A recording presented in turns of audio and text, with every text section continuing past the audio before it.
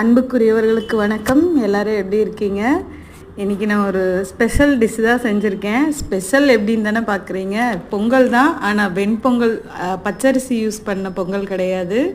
பொங்கல் சாம்பாரோட வடை வச்சு சாப்பிட்ற டேஸ்ட்டே தனி தாங்க. வாங்க இந்த பொங்கல் எப்படி செய்யலான்னு பார்க்கலாம். அதுக்கு நான் ஃபஸ்ட்டு ஒரு அரிசி எடுத்திருக்கேன். அதுதான் ஸ்பெஷலே. இது என்ன அரிசினா மில்லட்டு, குதிரைவாலி அரிசி. குதிரைவாலியில் தான் நான் இன்றைக்கி பொங்கல் வச்சுருக்கேன். இது நீங்கள் நைட்டே ஊற வச்சுருங்க. அப்படி இல்லைன்னா மேக்ஸிமம் ஒரு 1/2 to 1 hour ஊற வச்சுருங்க. ஒரு டம்ளர் குதிரைவாலி அரிசி, அப்புறம் அரை டம்ளர் பாசிப்பருப்பு சேர்த்துருக்கேன். அது கூடவே இஞ்சி துருவி சேர்த்துக்கோங்க வேக வைக்கும்போதே. உப்பு சேர்க்குறனாலும் வேக வைக்கும்போதே சேர்த்துக்கோங்க. அப்புறம் ஒரு அரை ஸ்பூன் நெய் சேர்த்துக்கோங்க.